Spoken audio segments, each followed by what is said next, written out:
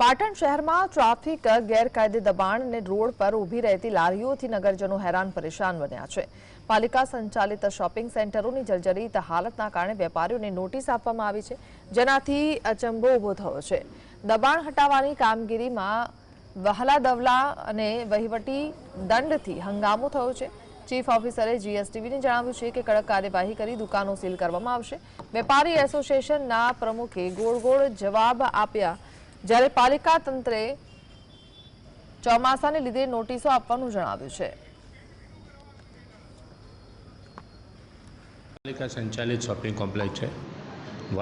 વાદી સોસાયટીના આગળનું shopping complex, Bagwada દરવાજા આગળ એક શોપિંગ કોમ્પ્લેક્સ છે, તિરુપતિના નાકે આવેલ પશુ ભુવનવાળું કોમ્પ્લેક્સ છે અને નગરપાલિકા દ્વારા તમામ શોપિંગ કોમ્પ્લેક્સ ભાડાપટ્ટા ઉપર આપવામાં આવેલ છે અને જે શોપિંગ કોમ્પ્લેક્સ ભાડાપટ્ટા ઉપર આપવામાં આવેલ છે એ કબજેદારને જે જર્જરિત ભાગ છે એને રિપેર કરવા માટે નગરપાલિકા દ્વારા નોટિસ આપવામાં આવેલ છે। કબજેદાર દ્વારા જર્જરિત ભાગને રિપેર કરી અને વ્યવસ્થિત નહીં કરવામાં આવે તો નગરપાલિકા દ્વારા સીલ મારવાની કાર્યવાહી પણ કરવામાં આવનાર છે। જે પ્રી મોન્સૂનની કામગીરી છે એના અનુસંધાને નગરપાલિકા કામ કરે જ છે અને અધિકારીઓ પણ વારંવાર જઈ નોટિસો આપતા હોય છે।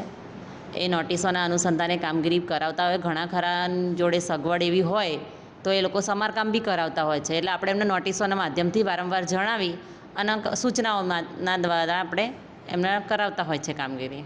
એ અધિકારીઓ આવે છે કે બેન આટલા જણાએ રિપેરિંગ થોડું ઘણું કરાવ્યું છે અને અમુક લોકો બાકી છે, તો અમુક લોકોએ આટલા દિવસમાં અમે કરાવીશું એવી કંઈ બાંયધરીઓ આપતા હોય છે। એટલે પછી અમે પણ, કારણ કે પબ્લિક છે અને નાનો માણસ હોય, આપણે એનું નાગરિકનું પણ આપણે વિચારતા હોઈએ છીએ।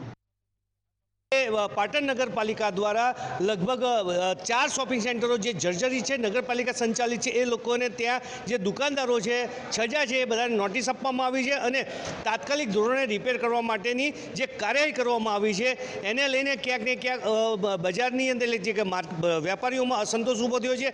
વારંવાર નોટિસ આપે છે પણ વેપારીઓ જાગૃત નહીં થતા। હવે ગઈકાલે લાકડાની તલવાર લઈને પાટણ પાલિકા તંત્ર પહોંચ્યું કે કહી શકાય કે હવે જો નહીં માને તો એ લોકોને સીલ કરવામાં આવશે।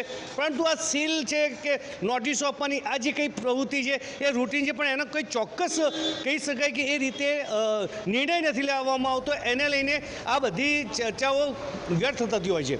અલ્કેશ પંડ્યા, જીએસટીવી।